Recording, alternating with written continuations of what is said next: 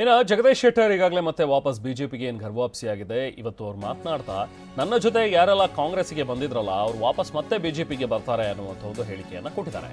ಹುಬ್ಬಳ್ಳಿಯಲ್ಲಿ ಮಾಜಿ ಸಿಎಂ ಜಗದೀಶ್ ಶೆಟ್ಟರ್ ಈ ಹೇಳಿಕೆಯನ್ನು ಕೊಟ್ಟಿದ್ದಾರೆ. ಬೇರೆ ಜಿಲ್ಲೆಯ ಕಾಂಗ್ರೆಸ್ ಮುಖಂಡರು ಕೂಡ ಬಯಸ್ತಾ ಇದ್ದಾರೆ ಬಿಜೆಪಿಗೆ ಬರೋದಕ್ಕೆ, ಬಿಜೆಪಿ ಸೇರೋದಕ್ಕೆ ಆಸೆಯನ್ನು ವ್ಯಕ್ತಪಡಿಸ್ತಾ ಇದ್ದಾರೆ ಅಂತ ಹೇಳಿ ಶೆಟ್ಟರ್ ಮಾತಾಡಿದ್ದಾರೆ. ನಾವು ನಿಮ್ಮ ಜೊತೆ ಬಿಜೆಪಿಗೆ ಬರ್ತೀವಿ ಅಂತ ಹೇಳ್ತಾ ಇದ್ದಾರೆ.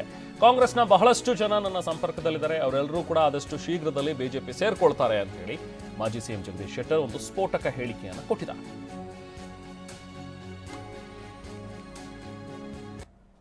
ಎಲ್ಲರೂ ಬಿಜೆಪಿ ಬರ್ತಾರೆ. ಇಷ್ಟು ಯಾರ್ಯಾರು ನನ್ನ ಜೊತೆ ಬಂದಿದ್ರು.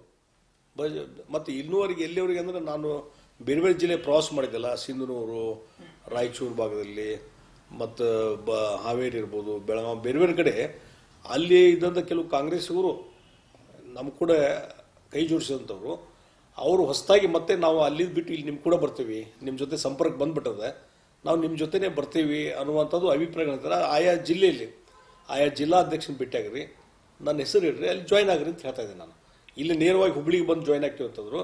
ಇಲ್ಲಪ್ಪ ಇಲ್ಲಿ ಬೇಡ, ನಿಮ್ಮ ಜಿಲ್ಲಾದಲ್ಲಿರುವಂಥ ಜಿಲ್ಲಾಧ್ಯಕ್ಷರು ಮತ್ತು ಅಲ್ಲಿ MLA ಇದ್ರೆ MLA ಅಲ್ಲಿ ಪ್ರಮುಖರು ನೀವು ವಿಶ್ವಾಸ ತೊಗೊಂಡು ಅಲ್ಲಿ ಜಾಯ್ನ್ ಆಗಬೇಕು, ಅಂದ್ರೆ ನಾಳೆ ನನಗೆ ಕೋರ್ಡಿನೇಷನ್ ಆಗ್ತದೆ. ಅಲ್ಲಿ ಅವರು ಒಪ್ಪಿಗೆ ಕೊಟ್ಟಿಲ್ಲ ನನ್ನ ಕಡೆ ಬರ್ರಿ, ನಾನು ಹೇಳ್ತೀನಿ ಅಂತ ಹೇಳಿದ್ದೀನಿ. ಬೇರೆ ಜಿಲ್ಲೆಯಿಂದ ಬರ್ತಾ ಇದ್ದಾರೆ. ಈಗಾಗಲೇ ನಾನು ಇತ್ತೀಚೆಗೆ ಹಾನಗಲ್ಗೆ ಹೋಗಿದ್ದೆ.